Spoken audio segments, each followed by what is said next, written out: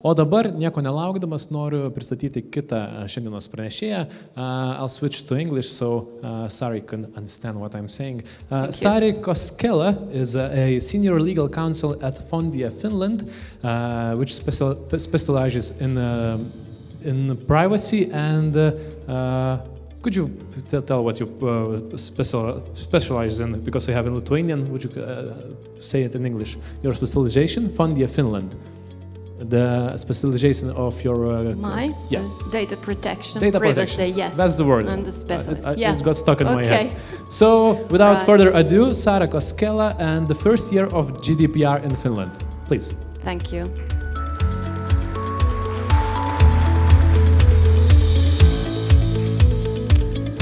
Good morning, Vilnius. This is my first time here in Lithuania. I really like your country. I'm happy to be here today. Thank you for the invite. You are all eager to learn more about Finland and GDPR. Please raise your hand if you are. I want to see all hands up in the air. Okay. No, maybe I get you interested afterwards, after this presentation. So my goal today is to give you the Finnish view of the GDPR. We have had this over a year, the GDPR era. So I will bore you with some of the statistics, sorry, but it's a good way to give a glimpse how the things are there in Finland. And on the way, I will also highlight some of the lessons we have learned in Finland during this privacy work. So senior legal counsel, privacy lawyer, I consider myself a privacy booster. So why is that? Well, I help companies, organizations to comply with the GDPR rules, also the data protection legislation as a whole. But I also help organizations and companies to find solutions to utilize the data for the business purposes. And that's very important. I also help to find the right solution for each organization and company, how to maintain and practice privacy. And what I have learned during these years is that there is no one-size-fits-for-all solution for all of the organization and the companies. I have helped, small and medium-sized companies, also the listed companies, and a very global group companies that have cross-border data transfers. And also the companies whose core business is in data. So there is no one solution for all. And it's all about also the maturity of the company or the group, what kind of solutions you should provide. Of course, there are the basic things you need to have in place, the documents, privacy notices, and so on. But if, for example, the record or the risk-based approach can be much more different from the perspective of different organizations and companies. But first, we have to start from the beginning. So this is the page of my thesis. So at the beginning of the year of 2000, and then my law school studies didn't comprehend privacy at all, which is a little bit weird because we already then had the EU's data protection directive, and we also had the Finnish national legislation. But there weren't any privacy studies I could have taken. So what did I do? I interested in IP, intellectual property, and I took my thesis on copyright of the software, computer software, and taxation, of course. But there's my connections, softwares. I got nothing to hide, so before the GDPR, only some healthcare sectors, teleoperators, and some of the forerunners paid attention to the privacy.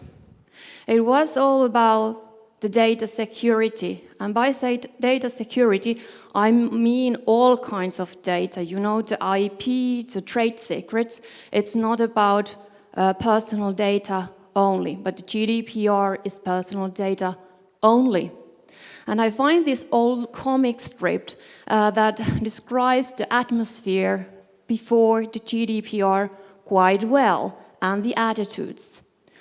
So this is a comic strip of Jussi Tuomola, and he is one of the best-known Finnish comic artists in Finland. Maybe someone has seen his work before. And here is Vivi and Wagner, and Wagner ponders whether he should strip off the tallies from the newspapers, from the papers, before he put them in the trash, so that no one could steal his identity. And Vivi thinks that, yeah, you better should do that. But Wagner thinks that it's a hell of a job. And who would like to be a pig? So sometimes in the era of GDPR, I still find out the attitude, I got nothing to hide, and we don't appreciate the data, but I think it's much more better now. The people are aware of the risks, and they understand the value of their personal data. And then came the GDPR, the wild bear, and everything had a price tag. The non-compliance costs money, and we got everyone's attention. Privacy, right? Now everybody was keen on that. Although in Finland nowadays, I think there's a little bit of privacy fatigue, because we haven't had any fine cases, GDPR fine cases yet. Very many other EU member countries have had, for example, Sweden, a couple of weeks ago, have their first one. The school got GDPR fines for monitoring.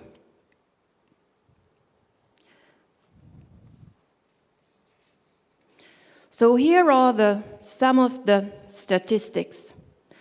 These are from the annual report of the Office of Data Protection Ombudsman, 2018. And if we look at this and compare the year 2017 and 2018, you can see a huge increase in numbers, the case filed and also the case resolved. The cases resolved had almost it's doubled. And it's noteworthy that the Data Protection Ombudsman, which is the Finnish supervisory authority, did not have any increase in resources, though they did a very good job. Although we had a very long delays because of this. So these figures represent the cases that involved the rights and freedoms of the data subjects, the individuals. So about 10% of all the cases were these cases. So it was, I think it's a little bit small percentages.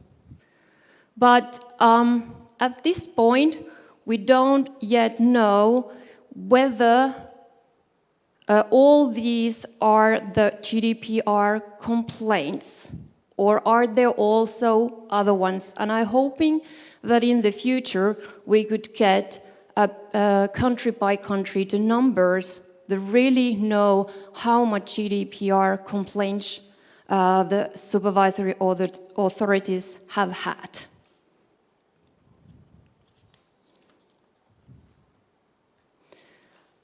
And I heard that you talked the other presentations a little bit about the personal data breaches also. You had one big one. And here are the figures in Finland. So it seems that there varies, but by month, the number is quite same. And there is like a 7 month also this year, and the figures are almost the same. So no really big increase in there. But if you look at the September 2018, you see a bit of an increase, and it's about the phishing emails. And we have had, and I think you have had here also, a very big problem about those. And there has been too many cases that someone has given their password because of that, and it has involved the data breach and also the notification to the supervisory authorities. How many of you have been involved with personal data breach during the year? Please raise your hand if you have. If you have investigated or you have filed a notification, not so many, okay. I have, and those you have been involved, you know that it's a very big task. You have the 72 hours time limit, and you have to investigate, and then you have to make the risk assessment in order to decide whether you notify the supervisory authority or not. And sometimes it's, I think quite often it's a very difficult job to investigate. And where do we start calculating the 72 hours is not always clear. And many often we have also other problems. If we have a global group, there might be a situation, okay, this is our first data breach, should we notify or not? And then we start to consider the lead SA. So what is the lead SA? The lead SA is the authority that you should notify if you have a group companies. Where is your main establishment? And if you have not done that beforehand, it's not going to happen in 72 hours. So there are all these kind of things that you should prepare beforehand. But when we look at these figures, one notion should be taken into consideration. When I talked with our Finnish Data Protection Authority, they were not concerned about the numbers, the high numbers or the low numbers of the breaches. But they were concerned that there were very big companies whose core business is in data and they haven't notified any breaches. And their conclusion was that, okay, is there surveillance in a right level? Why they don't detect any breaches? Or does they have the threshold to notify too high? Because also the authorities understand that there is not such thing as a 100% data security. Breaches happen. So that is something you should also bear in mind. That is something that they raised in Finland. Here I have some privacy news headlines of the 2019, and I want to raise up a couple of those. So first one is here, the new Data Protection Act enters into force from the beginning of the 2019. And what does it mean? Okay, Finnish has a long history of being a model, like a good student. We implement all the directives at the right time. Not this time. We were in delay. And that means, or that is the one reason that why we don't have any GDPR fines.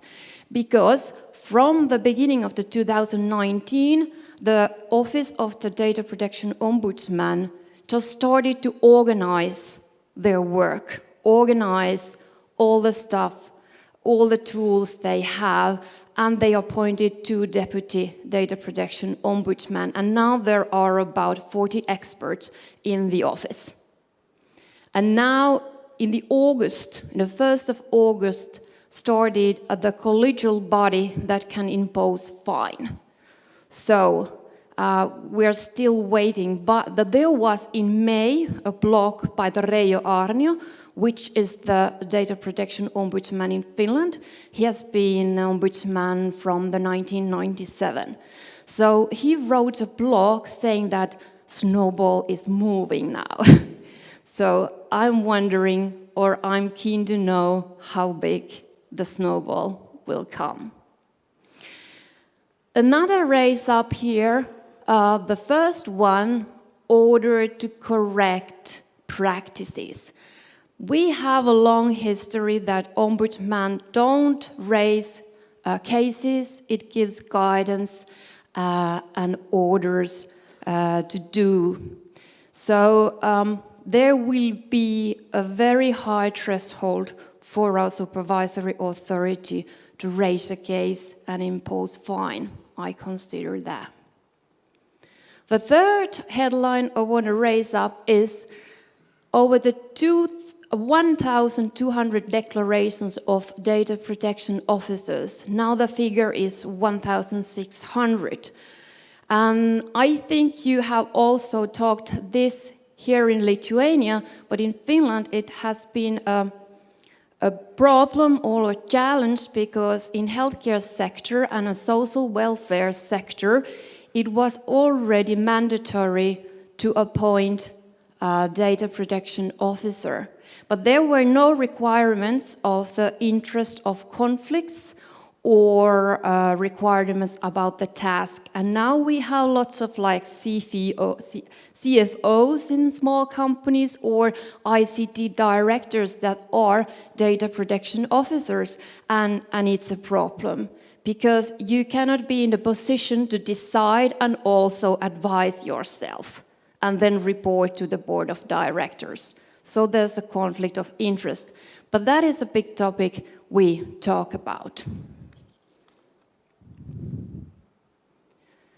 I will not go through all these, what has changed, but there are some dates. We talked about already the Act on Data Protection, but I also want to highlight the Act on Protection of Privacy and Working Life. If you deal personal data processing in Finland related to HR, job applicants and the employees, please remember that in Finland we have specific legislation regarding that, and it's much stricter than the GDPR, and it will stay like this. They made some amendments, but they were very small. So if you are planning to do video surveillance monitoring in Finland, you want to open and read employees' email or processing help data or credit data, you need to know what it says in Finnish national law.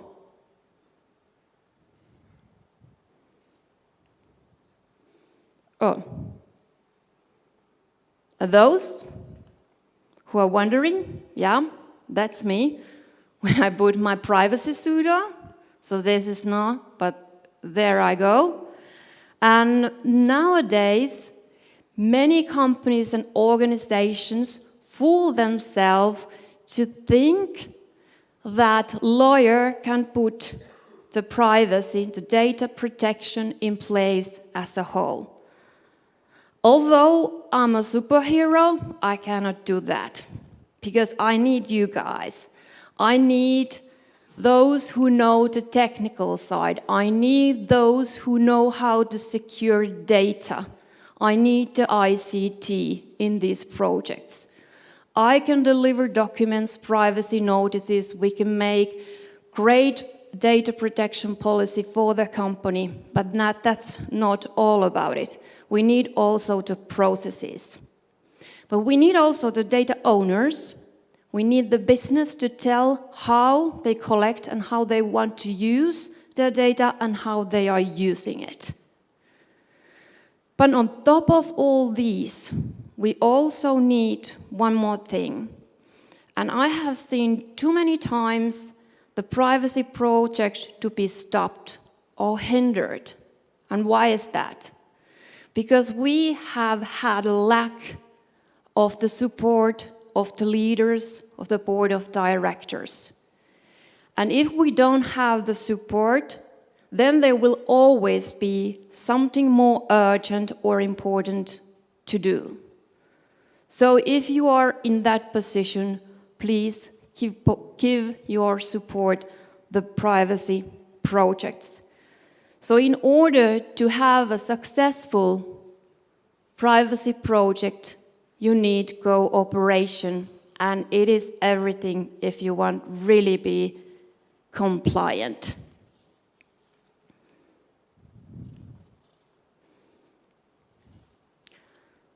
So key takeaways. Data protection. I pondered this really carefully, and okay, if I had 3 hours or more, we could maybe go more deeper level, but I wanted to raise a couple of things for you. And these are when I think about, big groups, privacy projects. So what are the common weaknesses? So if you want to have a top-notch privacy project, take a look at these 3 things. So first is to be aware of the national differences. Because when we go to Sweden, it is different than it is in Finland. Very many think that the GDPR harmonized all the data protection legislation. Yeah, to some point. But for example, the HR data is a very good example of that. And also the e-privacy, the cookie legislation, and the communication, confidential communication is another thing. So we in Finland have different kind of legislation compared to the other EU countries. So beware of those differences. Then it's important also to treat privacy, to data protection as an integral part of each project. Why is that? Because I have learned in organizations, companies, different units and departments purchase and acquire different kind of services, and very often it involves personal data processing. For example, HR acquires a video recruitment platform or recruitment system or SAS service, or the marketing acquires some new pushy private marketing tool for them. And very often the HR or the marketing don't necessarily have the expertise to really dig into and plan the whole life cycle of the personal data, or even consider the data security aspects of those services. So it's very important to handle this somehow if you don't have very centralized purchases. The third one, this is very practical and important in many cases. Shift your perspective. We have history of thinking about companies' risks, but GDPR is all about considering the risks for the rights and freedoms of the data subject, the individual. So when you make the risk-based approach that goes through the GDPR, whether it's data protection impact assessment, please shift your perspective. Identify the risks and consider the likelihood and the severity of the risks to the person, to the individual in hand.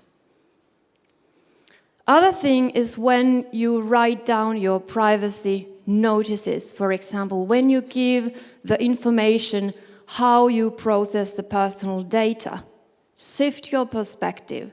Think when the person gives his or her personal data, how it looks for her, when you can give the information for them. So plain and clear language, no legal jargon, no business jargon either. So plain and clear language. But it's very often good advice to share your perspective.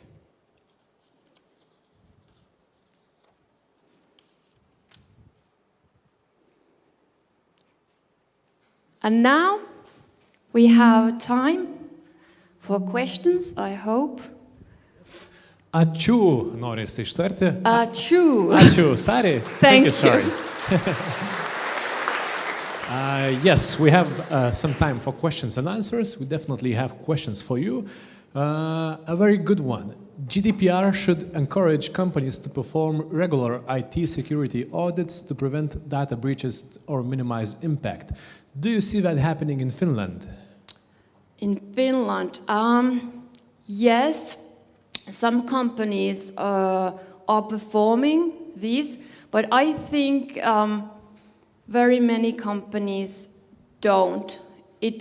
Because still there are too many companies that have done nothing. Not IT security audits, nothing. So much more should be there. And should GDPR encourage doing that, like push more companies to do that? Because it's up to companies, I guess, to do the audits. Should it be mandatory to do that, the audits?